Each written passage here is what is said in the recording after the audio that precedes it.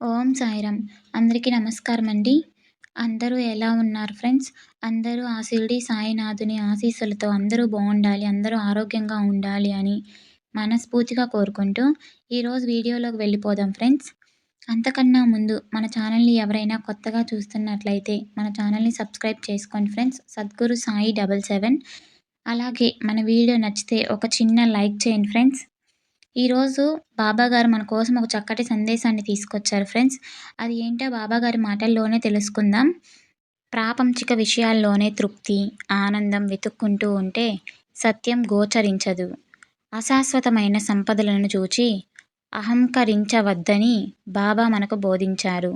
పెద్ద పెద్ద ధాన్యాగారాలు నిర్మించి ఆస్తులను పెంచుకొని దానిని ఇతరులతో పంచుకోకుండా దాచి మోసపూరితమైన సంపదల భ్రమలో చిక్కి చివరికి తన ఆత్మ ప్రాపంచిక విషయాలతో నిండిన ఊబిగా మారిపోతుంది.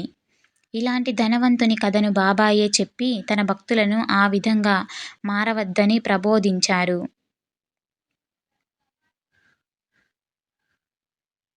బాబా మనకు అంతులేని ధనాన్నిచ్చి ఆశీర్వదిస్తే ఆ ధనాన్ని శాశ్వతం అని నమ్మకూడదు. సంపదలు నీటి బుడగల్లాంటివి. వాటి వల్లనే ఆనందాన్ని, సుఖాన్ని పొందుతామని అనుకునేవారు అజ్ఞానులు. ధనం విలువ తెలుసుకోవాలే గాని అహంకరించకూడదు. ధనం బావిలో నీరులా ఒకచోటే ఉండకూడదు. పారే ఏరులా సమాజానికి చెందాలి. ఆ ధన గర్వం మనసుకెక్కి అహంకారం రాకుండా చూసుకోవాలి.